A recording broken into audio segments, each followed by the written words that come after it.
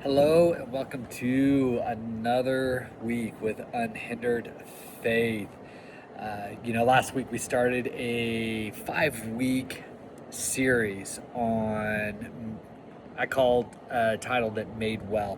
It's talking about the paralyzed man at the Pool of Bethesda. So we're in week 2. If you didn't check out last week, make sure that you look at last week.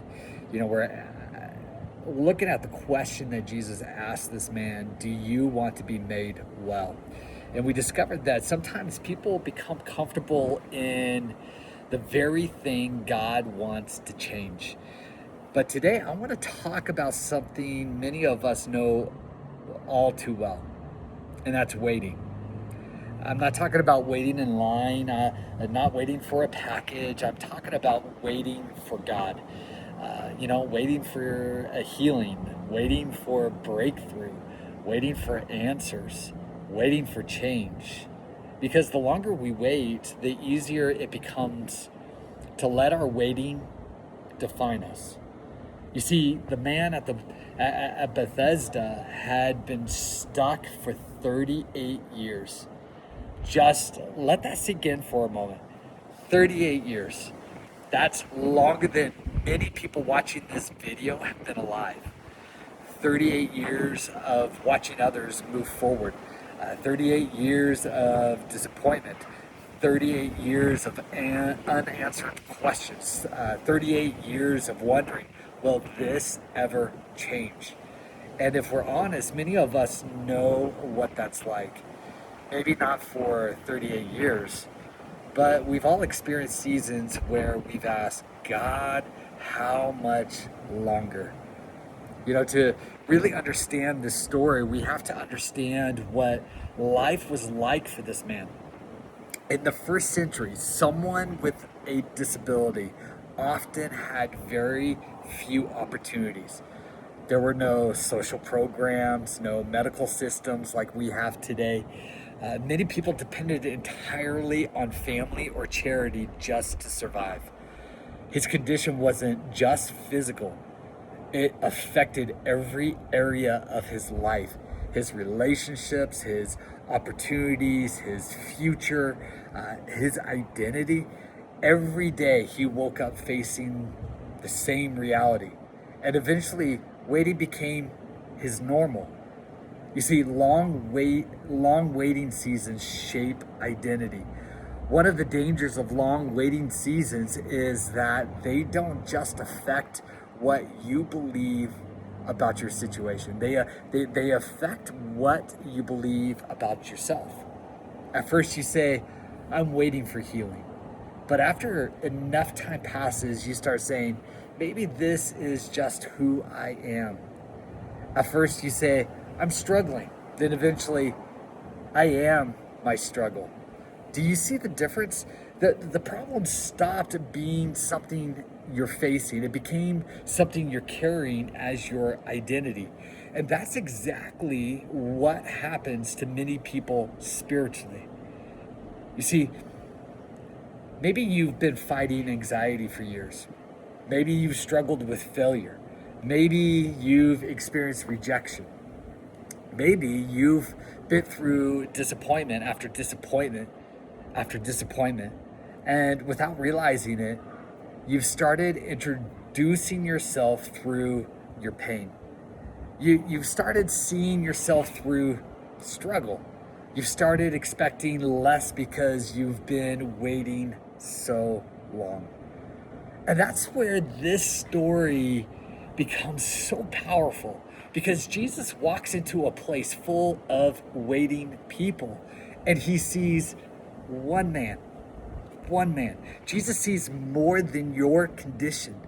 I love this part of the story. The crowd saw a disabled man. The religious leaders saw a rule breaker. The man saw a hopeless situation, but Jesus saw something different. Jesus saw a possibility. He saw potential. He saw a future. Jesus saw a man who was more than his condition. And maybe someone watching today needs to hear this. God sees more in you than what you're currently experiencing. Your struggle is not your identity. Your disappointment is not your identity. Your waiting season is not your identity. And you are not what happened to you. You are not what you've been through. You are not the thing you've been waiting on. But waiting can still do something dangerous. Waiting can lower expectation. You see, after enough disappointment, people stop expecting change. They stop dreaming, they stop believing, they stop praying bold prayers, because disappointment teaches people to protect themselves. And one of the ways we protect ourselves is by lowering expectations. If I don't expect much, I can't be disappointed.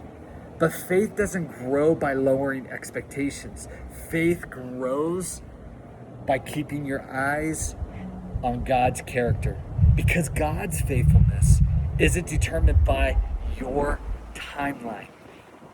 I've had seasons in my own life where things didn't happen when I thought they should.